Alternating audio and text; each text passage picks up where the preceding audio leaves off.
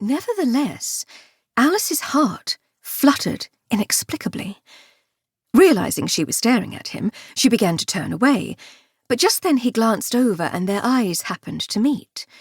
Alice's face remained impassive. Her heart, however, went from fluttering to perfect stillness in, well, a heartbeat. Nonsense, she thought. If her cardiac organ had stopped, she would not be standing, nor breathing. To be fair, she did not currently seem to be breathing, but that was beside the point. Nor indeed blushing like a schoolgirl, just because a handsome man looked in her direction. Alice felt unclear exactly how he had transformed from nondescript to handsome within the space of seconds, but no doubt an encyclopedia could explain it. She'd visit the library this evening, and suddenly, masses of frothing pink and yellow swamped her vision. Alice blinked frantically. Either the patisserie across the street had exploded, or a fashionable woman was walking in through the doorway. "Really, Bixby? This is what you consider a suitable dress shop? We should have just gone to Harrods." "Yes, miss," the man replied, without inflection. Alice's vision recovered enough from its shock to recognise the Honourable Miss Dahlia Weekle, Primula's exact social equal, and therefore most bitter rival. At that moment, a cake explosion would have been more welcome. "You were right, miss," she murmured to Primula, nudging her eastward as Miss Weekle veered west toward a glove display. "We should indeed leave this very moment." "Steady on, dear love. I am not a sheep to be herded.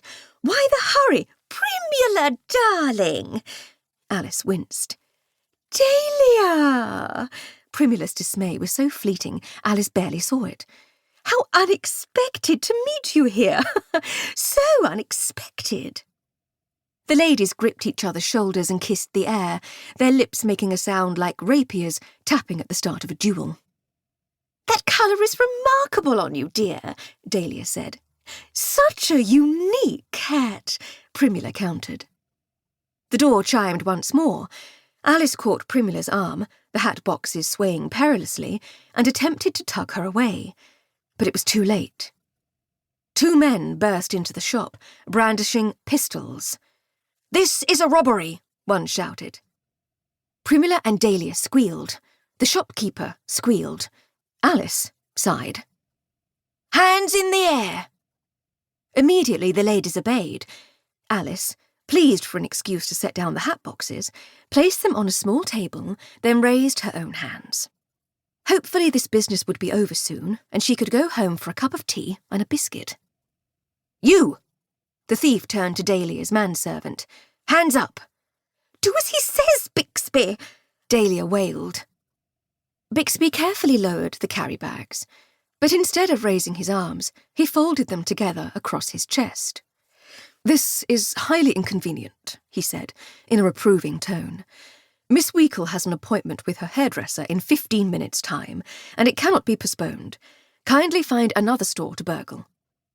The thieves glanced at each other and laughed. "Just shoot him, Merv," one said. "Make sure he never needs no hairdresser again." "A hairdresser," Bixby corrected. Silence slammed down upon the scene, broken only by a sharp click as Merv cocked his pistol. Alice frowned. Clearly matters were about to become even more time-consuming. "For heaven's sake," she began. But it was no use. Without further discussion, Merv shot Bixby. A loud twang followed, and across the shop a gilt-framed mirror shattered under the impact of Merv's bullet. Blinking confusedly, Alice realised that Bixby had removed his bowler hat at remarkable speed and utilised it as an apparently bulletproof shield. The resultant ricochet had cast 7 years' bad luck upon the shop, but saved the manservant's life. "Bloody!" was all Merv had the opportunity to say before Bixby threw the hat at him.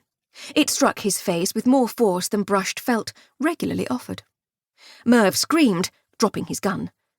From there it was a simple matter of one kick from the manservant, one punch with a black-gloved hand, 2 swift and efficient jabs to the throat, and the thief ended up senseless on the ground, his last word having proved prophetic as blood dripped from his nose.